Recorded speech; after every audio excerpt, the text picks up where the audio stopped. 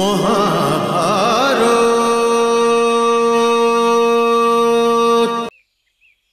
আর এখন কুলগুরু কৃপাচার্য সমারোহ আরম্ভ করার জন্য উঠেছেন।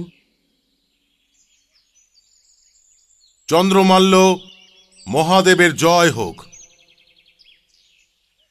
হস্তিনাপুরের জয় হোক, হস্তিনাপুর নিবাসীদের জয় হোক, জয় গঙ্গাপুত্র ভীষ্মের, জয় মহারাজাধিরাজ ধৃতরাষ্ট্রের, জয় আচার্য দ্রোণাচার্যের।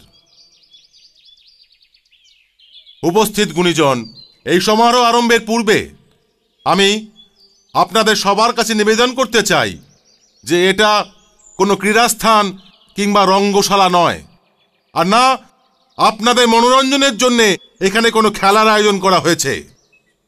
আজ হস্তিনাপুরের লক্ষ লক্ষ কোটি কোটি চোখ স্বয়ং দেখবে তার ভবিষ্যৎ যে সমস্ত রাজকুমারদের হাতে যেতে চলেছে তারা গুরুকুল থেকে কি শিক্ষা নিয়ে এসেছে।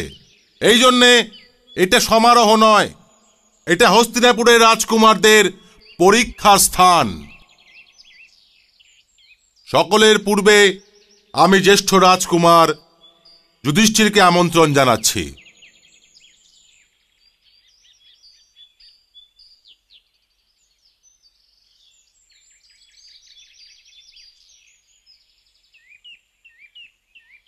প্রণাম মহারাজ। রাজকুমার যুধিষ্ঠির,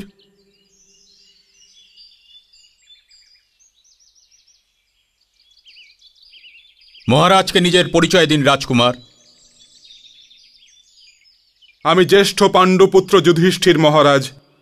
মহারাজ কুন্তিভোজ আমার মাতামহ হন, আর স্বয়ং মহারাজ আমার তাতশ্রী। আমি তো শুনেছি যে আমাদের এই পুত্র ভীষণ লম্বা হয়েছে কুন্তি।